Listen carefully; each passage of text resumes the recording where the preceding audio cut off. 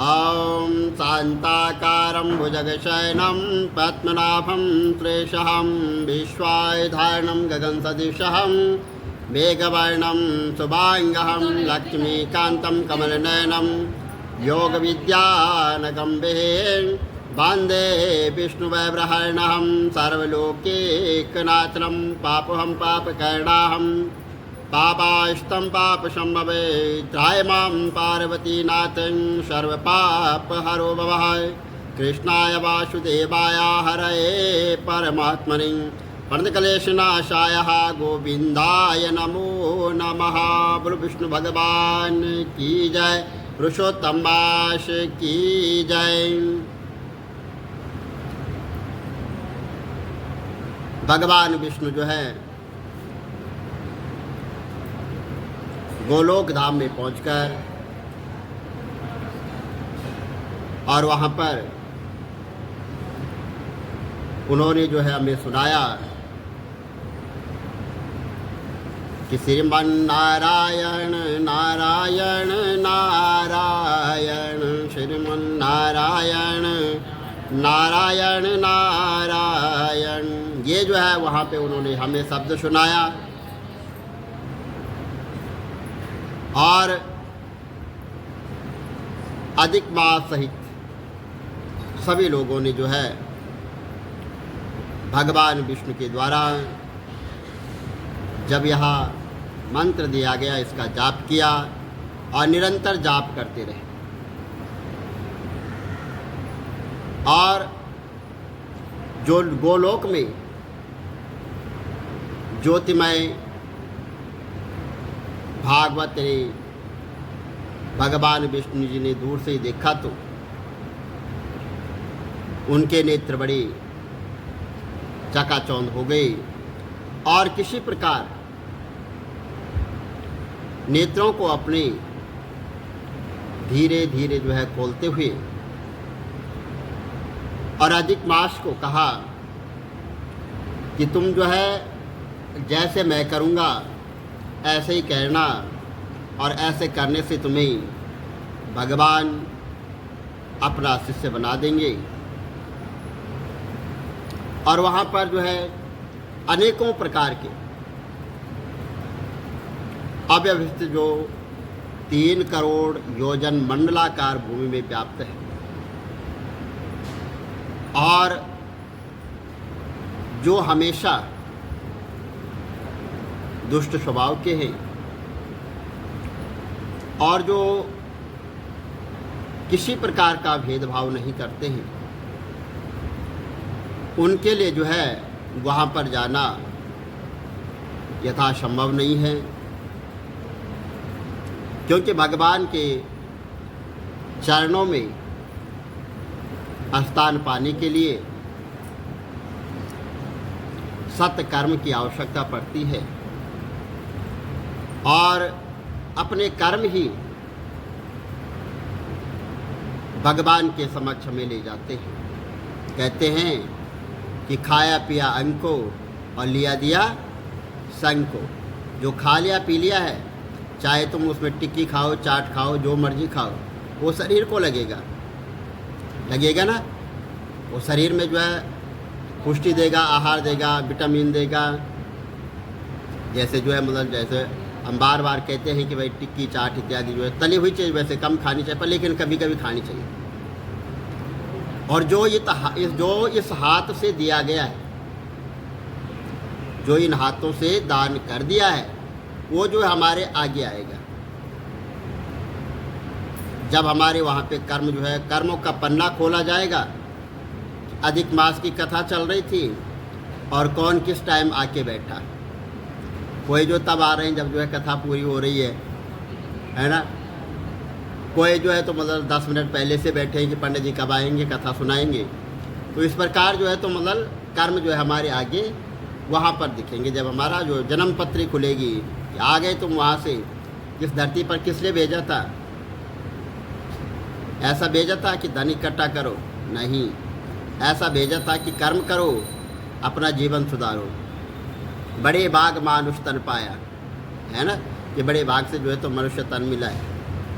और मनुष्य कैसे, वो भी स्वस्थ, एक मनुष्य ऐसा होता है कि जो जन्म से जो है लंगड़ा है, अंधा है, चल नहीं सकता है, वो भी मनुष्य है। और एक हम भी है कि जो भगवान ने हमें इतना अच्छा स्वस्थ शरीर दिया है।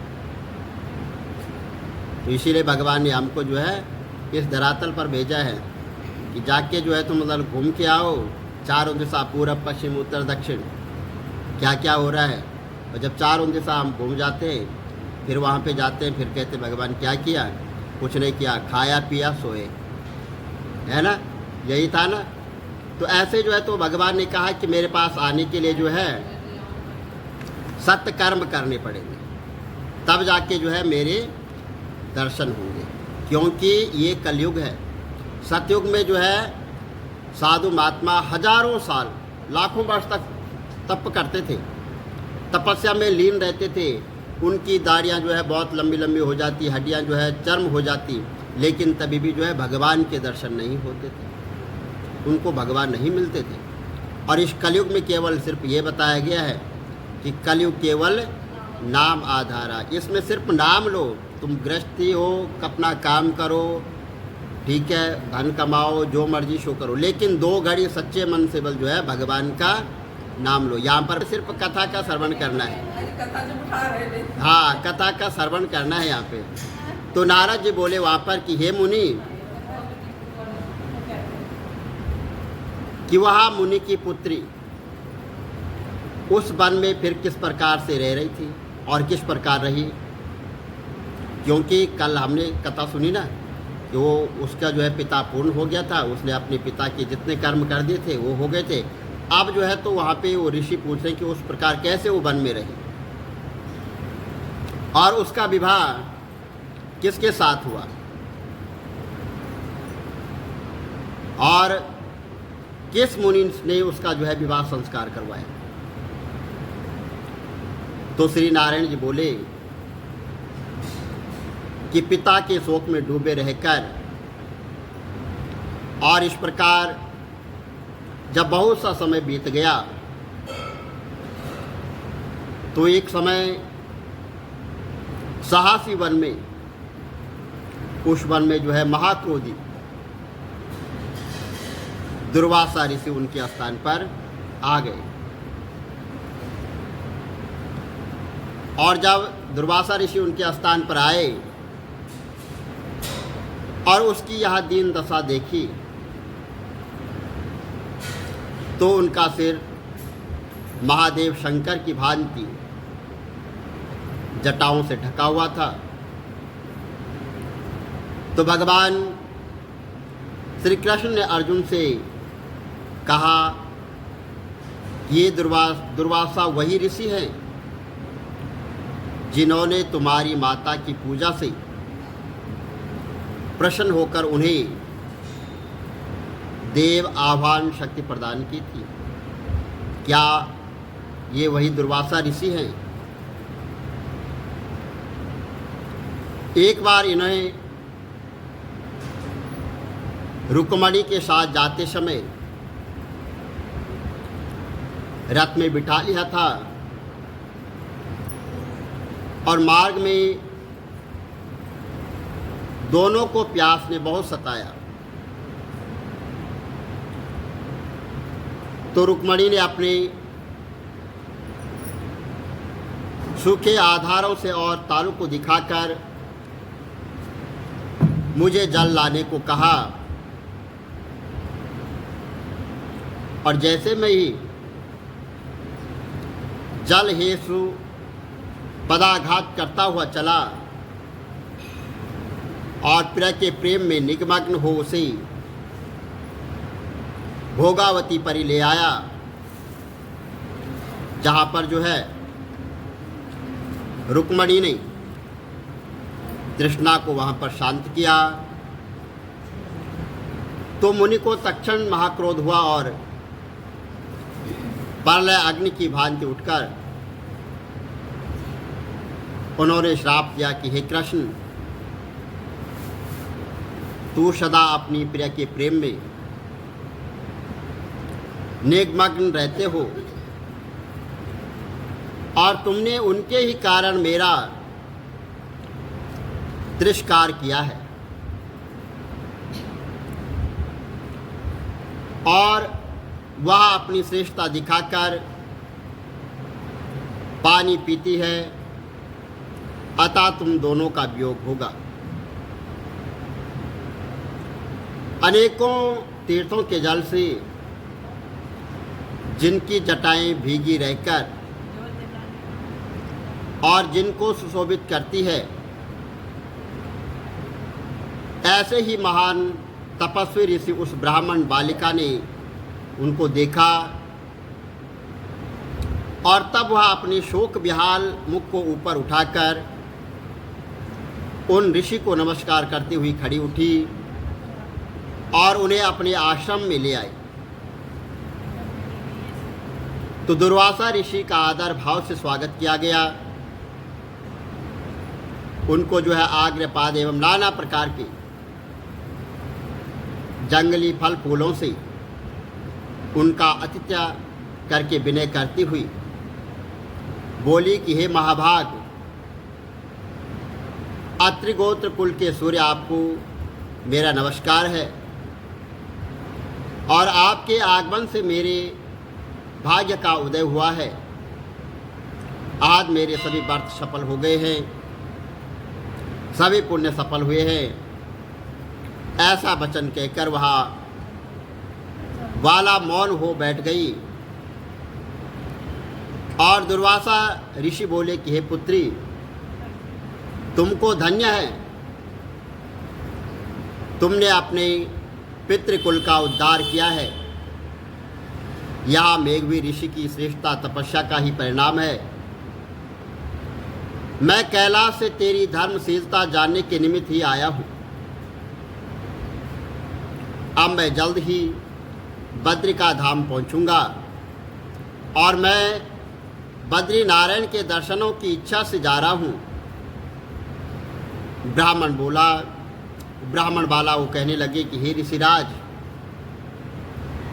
आपके दर्शन पाकर मेरा दुख का सागर सूख गया है और भविष्य में भी मुझे अपने शुभों का संभव व दिखाई दे रहा है।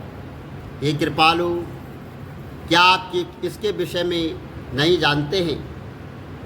कृपा करके इस अग्नि से मुझे बचाइए। हे तपस्वी, शीघ्र ही मुझे उचित उपाय बताओ।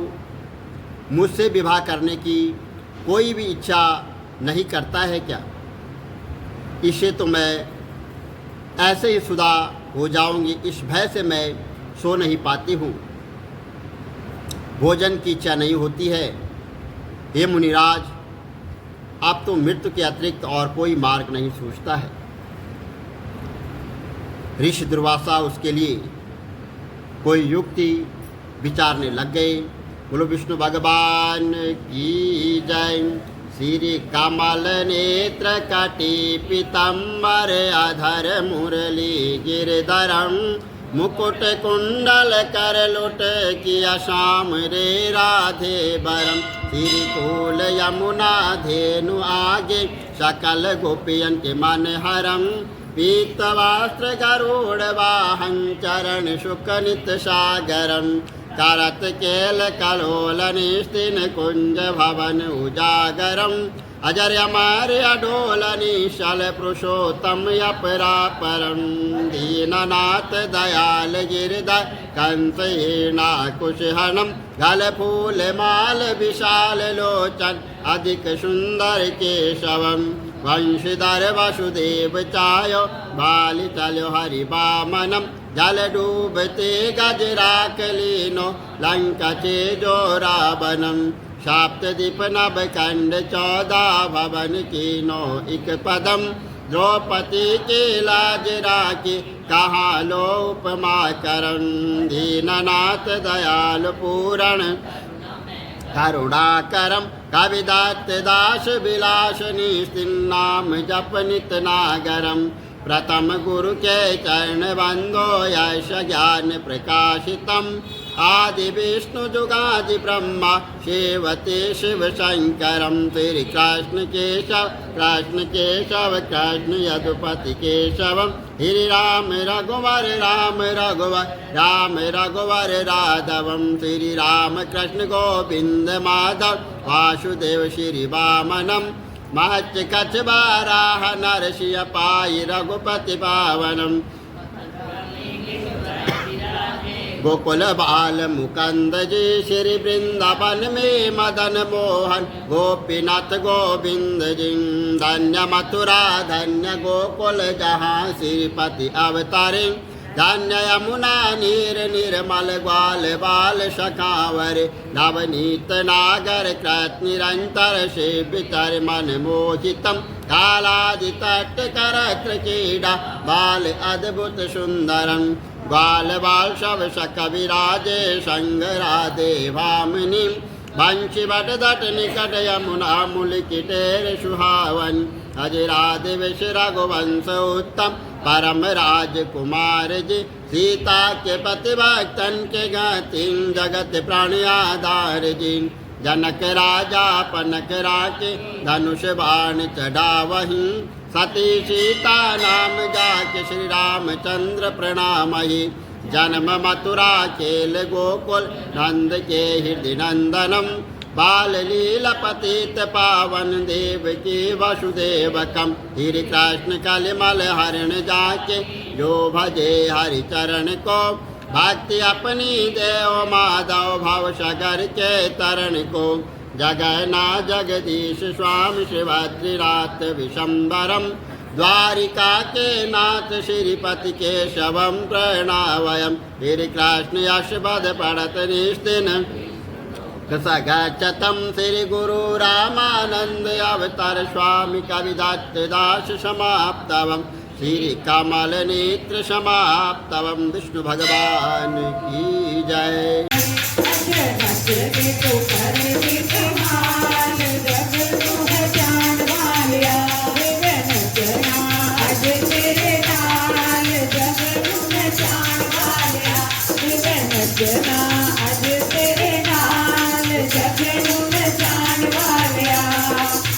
अपनी